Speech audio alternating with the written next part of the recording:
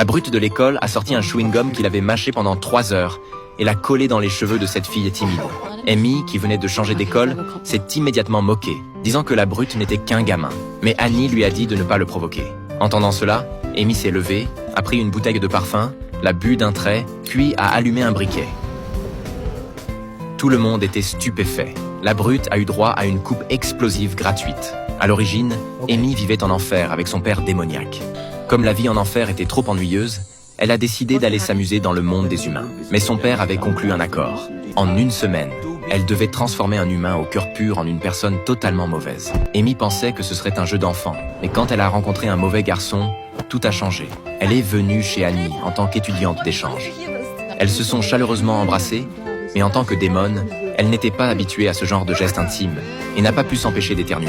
Elle s'est vite retournée pour trouver son père et lui dire que cette famille, elle était trop gentille, ce qui la mettait mal à l'aise. Mais son père attendait avec impatience ses résultats, puis est parti. Le dîner de bienvenue du soir était copieux. Après le repas, alors qu'Annie débarrassait les assiettes, elle s'est interposée, a pris les assiettes des mains d'Annie et les a jetées par terre, puis l'a blâmée. Entendant cela, Annie s'est accroupie et a commencé à s'excuser, disant que ses mains avaient glissé. Les parents d'Annie ne l'ont pas réprimandée non plus, lui rappelant juste de faire attention à ne pas se blesser. Amy regardait la scène avec perplexité.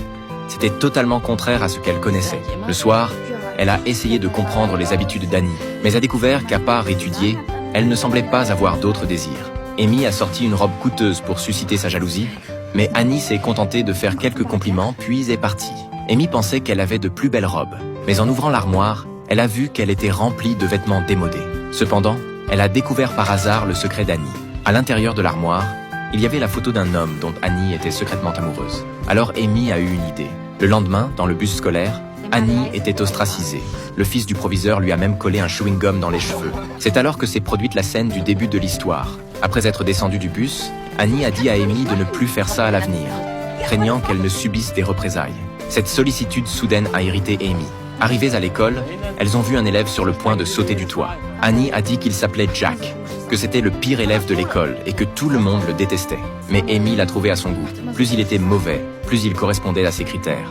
Elle l'a regardé sauter habilement du toit puis partir avec désinvolture et élégance, ne pouvant s'empêcher de sourire. En discutant, elles ont vu un garçon qu'Amy a immédiatement reconnu comme celui dont Annie était amoureuse. En le voyant, les joues d'Annie ont instantanément rougi. Annie a dit qu'il s'appelait Jimmy et qu'elle ne lui avait jamais adressé la parole. Entendant cela, Amy a eu une autre idée. Elle a ensuite payé Jimmy pour qu'il sorte avec Annie, puis la largue 3 jours plus tard. Dans un état de chagrin et de colère extrême, cela révélerait sûrement le mal qui sommeillait en Annie. Après avoir tout arrangé, elle s'est retournée et a réalisé que Jack avait tout vu. Il est parti avec un sourire narquois. Amy s'est empressée de le rattraper et l'a coincé dans une ruelle étroite. Mais avant qu'elle ait pu dire quoi que ce soit, le fils du proviseur et ses acolytes sont arrivés, accusant Jack d'avoir volé sa montre. Entendant cela, Jack a grimpé agilement sur le toit, ce qui a fait éclater Amy de rire. Puis ils ont tous tourné leur regard vers elle.